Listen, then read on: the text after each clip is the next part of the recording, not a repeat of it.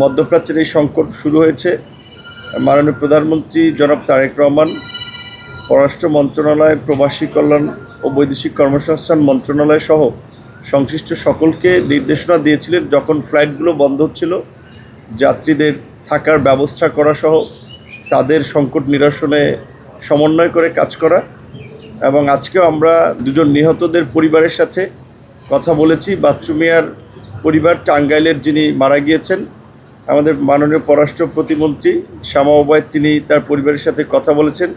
মাননীয় প্রধানমন্ত্রী তারেক রহমানের পক্ষ থেকে তার পরিবারের প্রতি সহমর্মিতা এবং সহযোগিতা, সামগ্রিক আশ্বাস এবং তাদের পরিবারের লাশ যেন তাদের কাছে আমরা পৌঁছে দিতে পারি সেই বিষয়ে তাদের সাথে কথা হয়েছে। কিশোরগঞ্জের যিনি মারা গিয়েছেন তার সাথেও আমরা কথা বলেছি এবং আমাদের যারা আহত আছেন, এ পর্যন্ত আমাদের কাছে যে তথ্য আছে প্রায় 14 জনের মতো আহত আছেন। তাদেরকে আমাদের সংশ্লিষ্ট দেশের দূতাবাসগুলো পূর্ণাঙ্গ সেবা দিয়ে যাচ্ছে।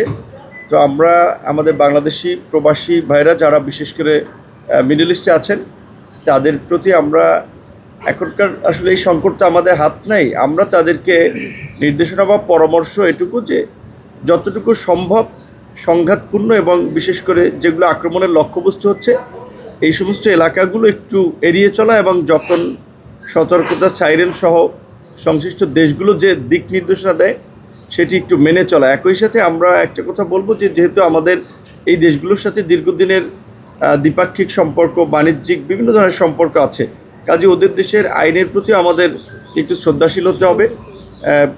এমন ধরনের কন্টেন্ট অনলাইন মিডিয়াতে না দেওয়া যেটাতে আসলে তাদের আপত্তি থাকে।